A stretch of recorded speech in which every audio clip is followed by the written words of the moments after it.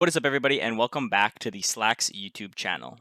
In today's YouTube video, we're going to be going over the Hearthstone Masters Ironforge tournament, which was the first competition for this year of Hearthstone. The key points I want to go over in this video is the tournament itself, the meta, the viewership, and my opinions on how Hearthstone Esports can grow in 2021. So to start, we're going to be going over the Hearthstone Masters Tour Ironforge Viewer Guide, as this is a newly implemented system into the Hearthstone Esports community. It just goes over the structuring of the tournament and how everything works. So to start off, we're going to be going through the details. This was run on youtube.com/Hearthstone Esports. As some of you guys may or may not know, there's a little bit of a discrepancy between having it on YouTube or Twitch, as this is now run by ESL, but we will get on with that later. In my opinion, the YouTube channel just didn't seem to work very well. But again, we're going to go over that when I get to the viewership portion of this video. The tournament started Friday, March 12th till Sunday, March 14th. Sunday, obviously, being the top 8. The prize pool was $250,000 USD, which is a very large sum of money for the first tournament. I don't know if it necessarily had that much viewership to amount to the amount of prize money that they had. But again, who really knows? The language stream on YouTube was English, Japanese, Korean, Latin America, Spanish, Mandarin, and Portuguese. And just quickly to go over this, there was no French cast this year. And I know there's a lot of French Hearthstone players. The community in France is very, very large. And it brought a lot of people some misery, and a lot of people got very upset. And obviously, we don't really know the reason why. Maybe it could be because ESL is newly running this implemented system. I mean, who really knows about that? But again, I think they will go over that or add another French cast for the following tournaments. I mean, hopefully. But to continue, so how it works, the Masters Tour Ironforge will be played in the 4-deck best-of-5 conquest with a ban format. Players who manage at least a 7-2 result will qualify for a Masters Tour Orgrimmar invite. The Masters Tour Orgrimmar invite is obviously the next tournament that'll be for the Hearthstone Masters Tour. And it runs in a Swiss tournament format, as stated, day 1, 5 rounds of Swiss. So basically, you had to have the best set record against other players that you matched up with. If you had a specific match set winning, you would go obviously to the next round. Day 2, 4 rounds of Swiss, followed by the top 16 single elimination round.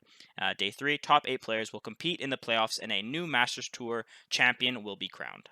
Before I continue on with the meta, there will be timestamps for some of the decks that I mentioned, so please pause at the correct times to view them. Now for the meta, this year's first competition meta was fairly stale. We kind of saw the same 4 or 5 or 6 decks brought in almost every person's hand throughout the tournament. Some of those staple decks included Libram Paladin, Zoo Warlock, OTK Demon Hunter, Highlander Priest, just to name a few. But some of the more intricate decks that we did see brought to the table for this first competition, we did see a Mozaki Mage alongside a Secret Rogue that was actually brought by Maverick, who competed in the Grand Finals.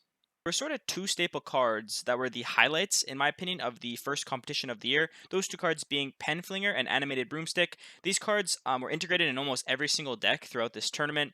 And if you were to top deck these or draw them at perfect scenarios, these honestly swung the tides of the game, to be honest with you. So we'll definitely be seeing some nerfs to these cards and seeing how they'll be implemented throughout the next couple tournaments. Some key games to watch throughout this tournament would be Impact vs RDU, XiaoWang vs Trahison, and Deadraw Vs Bozzton. Those games were definitely the most interesting 3 out of the entirety for me of the tournament, so definitely go check those out for yourself. Finalizing the meta and tournament results, the top 8 consisted of a European and APAC only top 8, with Xiaobai defeating Maverick 3-0 with the following decks: Libram Paladin, Zoo Warlock, and World Kick Rogue. He also had Pain Warrior, which was eventually banned, and I have all the deck lists in the description down below. In regards to the viewership throughout Hearthstone Masters Ironforge, you could very clearly see that YouTube gaming, the exclusivity of YouTube, just doesn't really work for the whole of the Hearthstone community. It only averaged about 5 to 10,000 viewers per stream. The VODs did generate a little bit more viewership, averaging about 90 to 100,000 per VOD from day 1 to day 3. But overall, YouTube just doesn't work. In my opinion, if they went to a more superior platform such as Twitch, adding those drops and adding drop chances would increase a viewership that would bring a lot more Hearthstone people and a lot more eyes to Hearthstone as a whole. Obviously, we can't make those decisions. I do like that ESL has taken over Hearthstone and has made it better. You can definitely see that within the streams, everything obviously being online. But still, you could definitely see that the production was a lot better. But throughout 2021, I wish that they make a change. I wish that they would switch over to Twitch, but we can't make those decisions. But we would definitely see a resurgence of Hearthstone and a very large increase in viewership throughout 2021 if they were to make that decision. I would say one of my main grievances with the tournament was prior to the tournament even happening, Hearthstone Esports incorrectly placing the amounts earned for specific placements, and this would have never been found if it wasn't for the Hearthstone community as a whole. So that was definitely very upsetting to see, and I hope that they definitely fix that in the near future. I just don't want this esport to die based on the fact that there's issues with the esports team itself on Hearthstone. So definitely looking forward to see what they do in the upcoming tournaments. To finalize, I want to go over what I would like for future events and the entirety of the Hearthstone Masters Pro Tour. Number one, obviously, would be switching from YouTube to Twitch.